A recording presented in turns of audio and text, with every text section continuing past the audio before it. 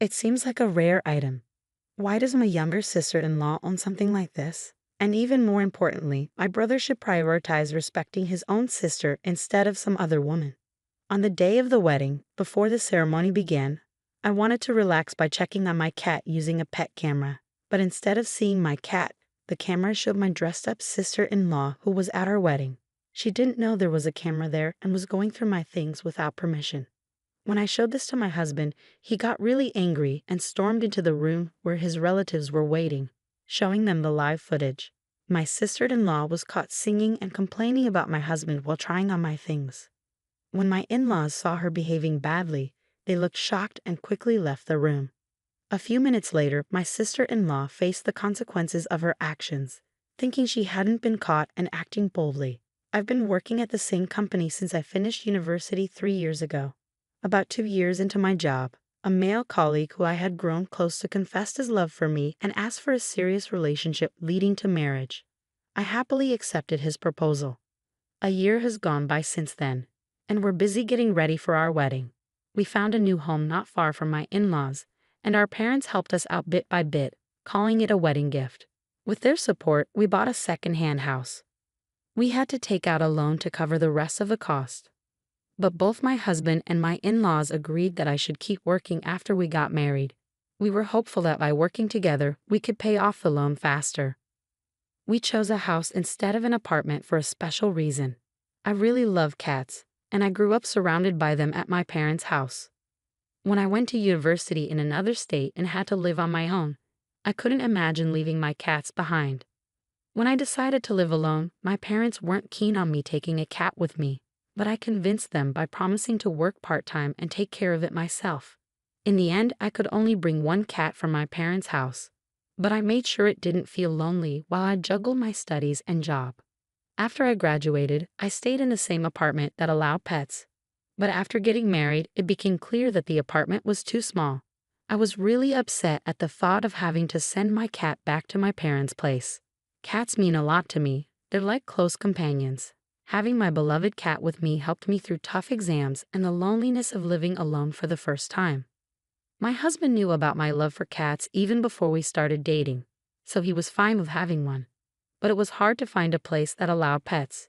It wasn't too difficult to find a small place for one person, but finding something suitable for 2 adults, possibly with kids later on, and within our budget was proving tough. During a visit to my in-laws' home for wedding arrangements, I bonded with my mother-in-law over our love for cats. Since she was from the same area as my in-laws, I thought she might know about places to rent that allowed pets.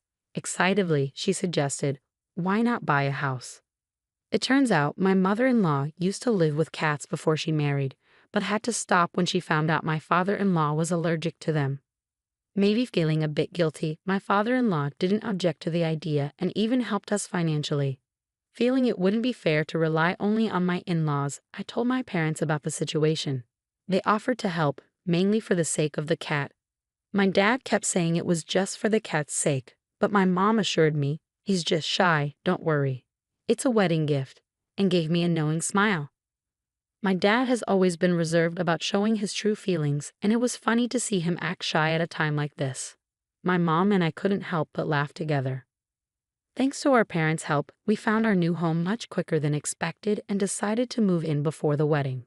My mother-in-law, who loves cats and stays active despite being in her 50s, works part-time, enjoys hobbies, and regularly visits a cat cafe to relax. Knowing she'd get along well with our cat, I invited her over soon after we moved in. To my surprise, our cat really liked her, and they had a great time together. Since then, she's been visiting often, not just to play with the cat, but also to share recipes and gossip about my husband's favorite dishes. She's gone out of her way to bond with me, and it's made our relationship really strong. My husband and I are already living together in our new home, so it feels like we've started married life early. We work at the same company, but he recently got transferred to a different department, which he's excited about. Even though our work hours differ, we both pitch in with household chores and cooking dinner when we get home. So far, we've been managing things pretty evenly. During our commute, my husband reads the newspaper for work, while I check on our cat through the pet camera.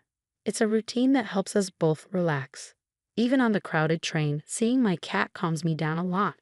It's just one good thing after another. When I went to my husband's family home to formally meet everyone, I didn't just meet his parents for the first time. I had heard about his unmarried sister since we started dating.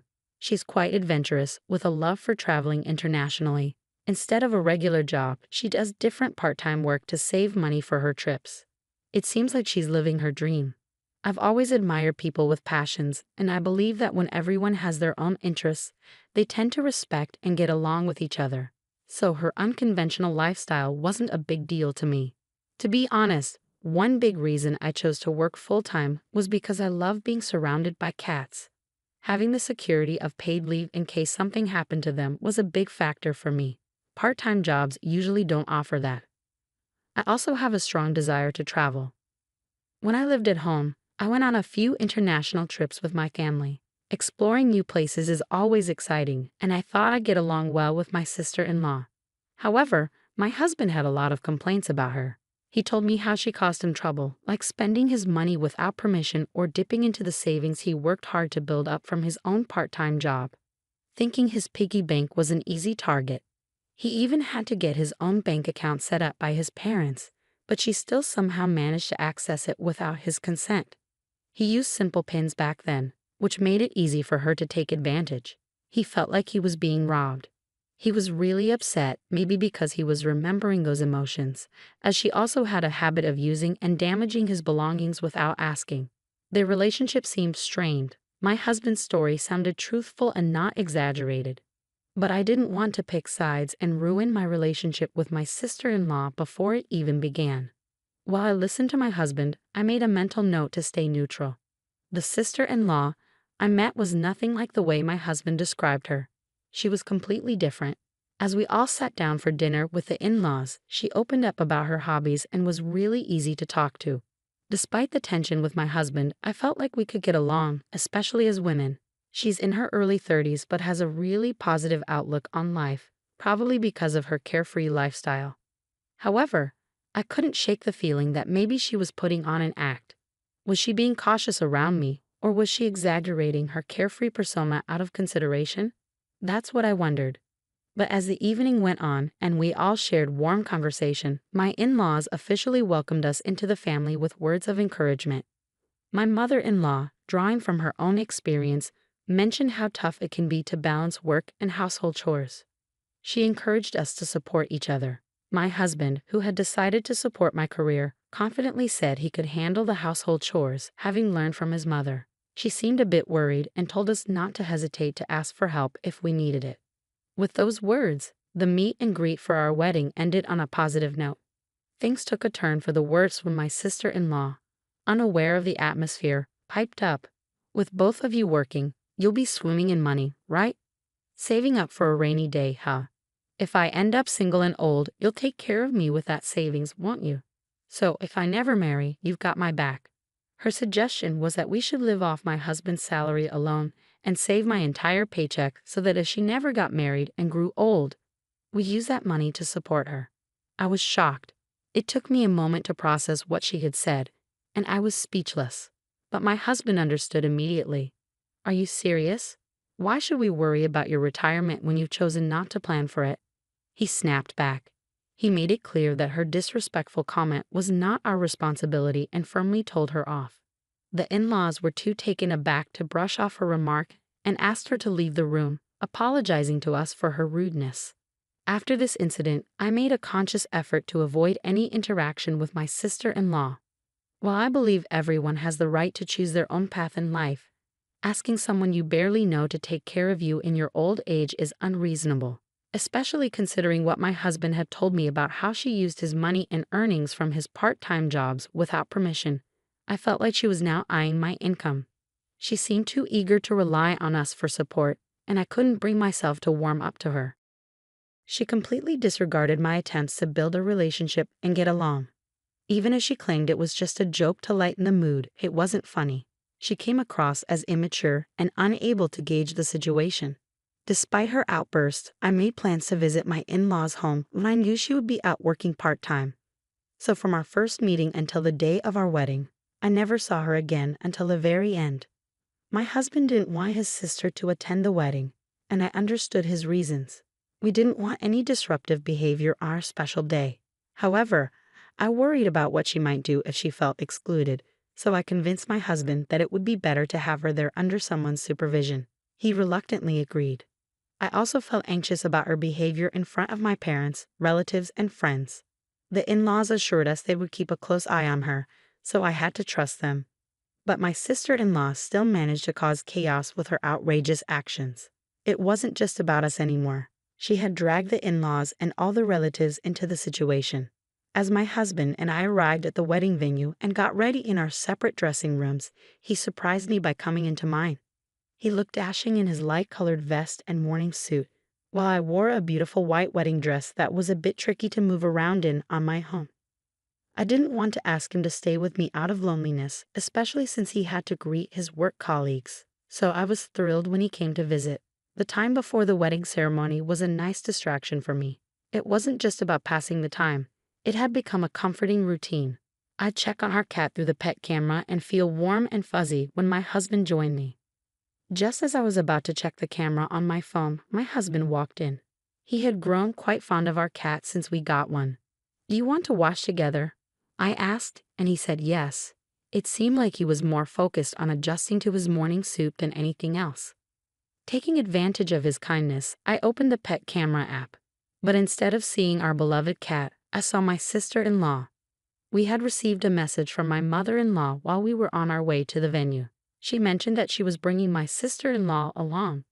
We had agreed to keep each other informed to prevent any trouble, and my mother-in-law had assured us that they would be under supervision since they were driving. So why was my sister-in-law here? At that moment, I called out loudly to my husband, still unaware of what was happening. He naively told me I didn't need to shout, but when he saw the live feed from the pet camera, he was speechless.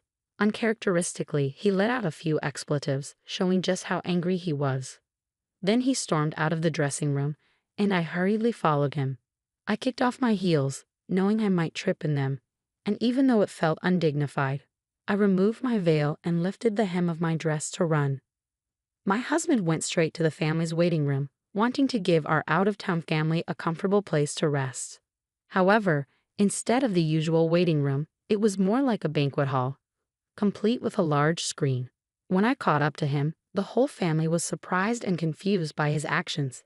He was speaking to his parents, but he was so angry that his words were unclear. Seeing me, he asked for my smartphone. Using it, he projected the live feed from the pet camera onto the big screen and turned up the volume so everyone could hear.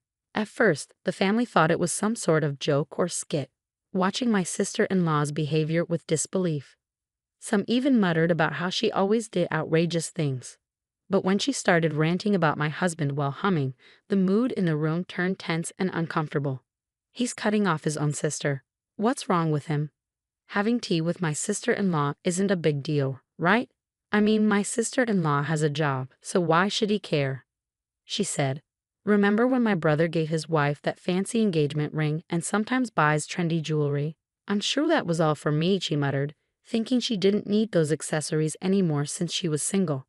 My sister-in-law went through my dresser meticulously, even saying she'd sell anything that didn't suit her or looked valuable. I had given my mother-in-law a spare key so she could visit and play with the cat anytime. Knowing this, my sister-in-law, who had been banned from our house, took advantage of my mother-in-law's absence during the wedding to sneak in and search for valuables. When my in-laws realized what had happened, they immediately apologized to me, their faces pale with shock.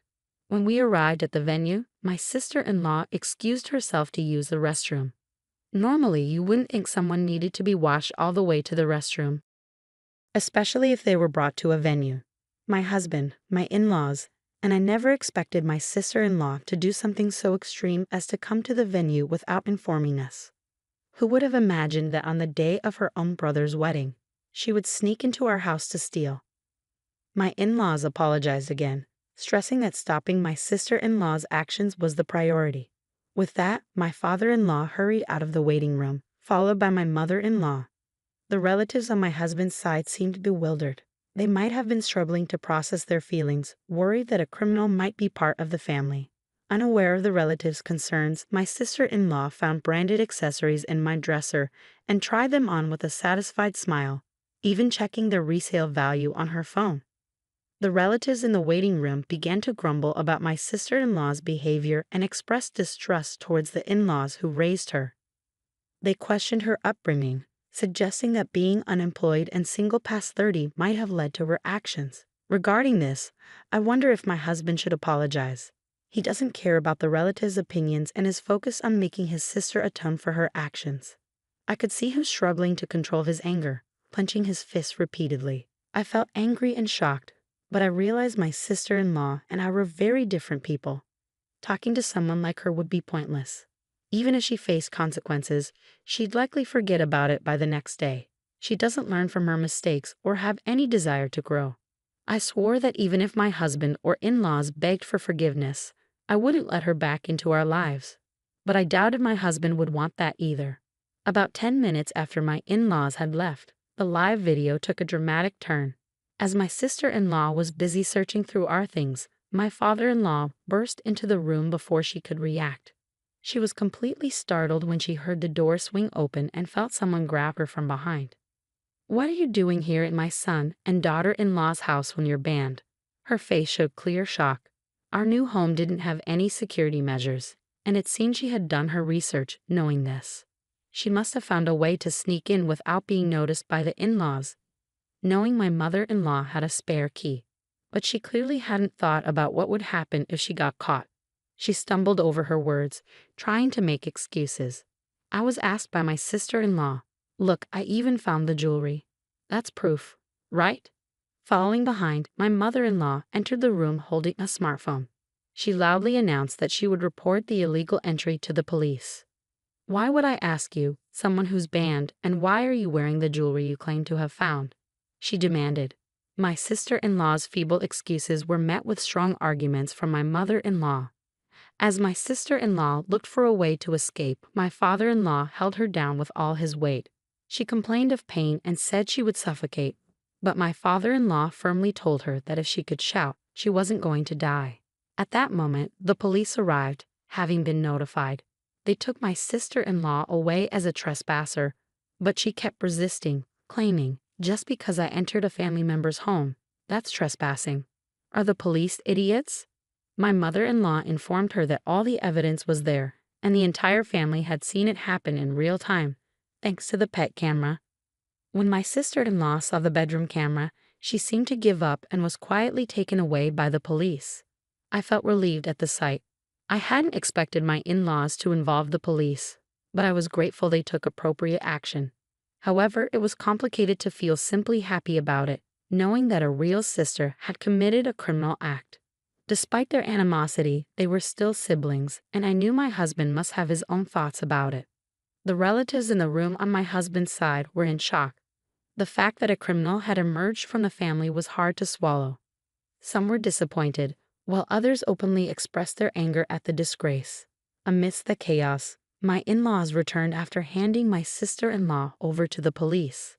Naturally, the wedding couldn't proceed under these circumstances and was canceled. Some guests had traveled long distances to celebrate with us, and others had rearranged their schedules to be there. I felt a mix of regret and a desire for understanding. My in-laws quickly realized my feelings and repeatedly apologized to us, bowing their heads. My mother-in-law blamed herself for not keeping a better eye on her daughter and apologized repeatedly. She also silently endured the furious remarks from the entire family, apologizing endlessly for bringing such disgrace upon them. When my parents, concerned, peeked into the room and saw the chaos, they asked me for an explanation. I could have told my parents that my sister-in-law had broken into our new home to steal, but I wasn't sure how much they would believe. However, when my in-laws noticed my parents were there, they came over and apologized to them without explanation. As they revealed what their daughter had done, my parents' expressions grew complicated. My husband knew his sister had issues, but he had no idea she was this foolish. Despite being a victim himself, he, along with his parents, apologized to mine. But neither my parents nor I could simply brush it off, and a heavy, indescribable silence hung in the air. After some thought, my parents said they would leave future decisions up to us. But they agreed to cancel the wedding for the time being, and that settled things. Later, my sister-in-law got off with just a fine because it was her first offense, and she hadn't actually stolen anything. My husband bitterly remarked that she should have been arrested for theft and spent some time in jail. I somewhat agreed, wanting nothing to do with her going forward. Although she only received a fine, she now had a criminal record, and my in-laws severely scolded her for breaking into someone's house while they were away. Even though she was family, my daughter would know right from wrong well past the age of 30. My father-in-law was furious to the point where I thought his veins might burst, and I heard he disowned her right then and there. She had to cover all the wedding-related expenses, including those from the cancellation. My sister-in-law, who had spent all her part-time job earnings, had to borrow from various lenders to cover the costs. Some lenders were reputable, but others operated in shady ways, barely within the law. Now, she faced a future of hard work and being pursued by debt collectors. Unable to accept what had happened, my sister-in-law turned to social media to express her frustrations and seek sympathy. However, instead of support, she faced a wave of criticism. Her photo, real name, and criminal record were spread all over the internet, and a simple search would bring up these details. Although she later deleted her posts, someone had saved the logs, ensuring that her rants remained online. Even when she created new social media accounts, she was quickly identified, ensuring that her criminal past continued to haunt her. She lost her previous part-time job because her criminal record could damage the reputation of the company. Additionally, she was fired from other jobs after her coworkers found out about her past. Currently, she's struggling to get by, working physically demanding jobs like construction, and barely managing to make her debt payments. It's nearly impossible for her to resume her hobby of traveling abroad. After everything settled down, we had a small, intimate wedding with just close friends and family. It was a do-it-yourself affair with the help of colleagues and friends. But it was filled with love and will be a cherished memory for life. We've also adopted a new cat and are enjoying our happy days surrounded by our furry friend and supportive loved ones.